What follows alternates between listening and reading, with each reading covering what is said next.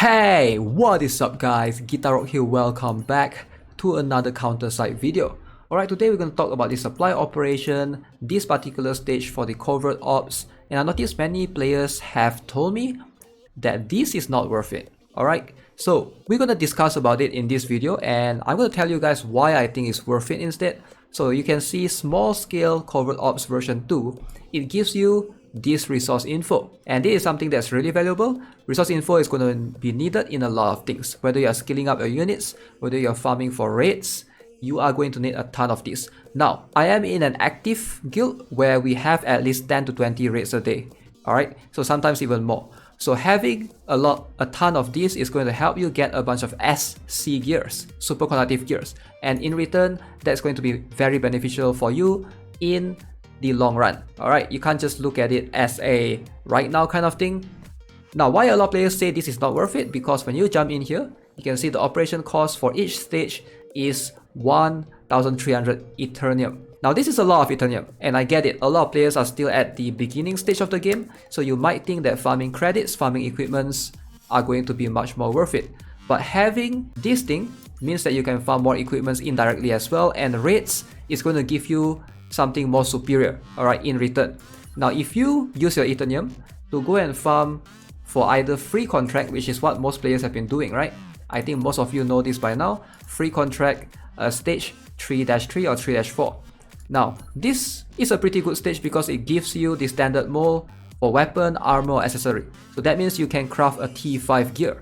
But if you have this info every day, this means that you can farm raids more often, and not many people know how to do raids correctly or share raids with their guildmates efficiently yet. So I'm going to leave that video that I did on how to do raids properly, efficiently. I'll link it in the description below. Alright, so here's the thing. Raids are going to give you a superior gear because those are super conductive gears. They are not regular gears. So what you can obtain from them in terms of their stats are fixed damage. So in return, you're going to get a way better use of your Ethereum in the long run. Now the thing is, in the beginning, alright, you probably do not know that you are going to need a ton of this info, right? You probably won't know. You only know it later once you get into the mid or late game. But when you reach there, it's too late because you can only farm this stage so many times per day. And I'm going to show you guys how many you get per day. Okay, so I've completed farming the stage. As you can see, this is how much I obtained, 1,155. Alright, so 1,000 is not a lot, to be honest, and this is just for this 3 stage, right?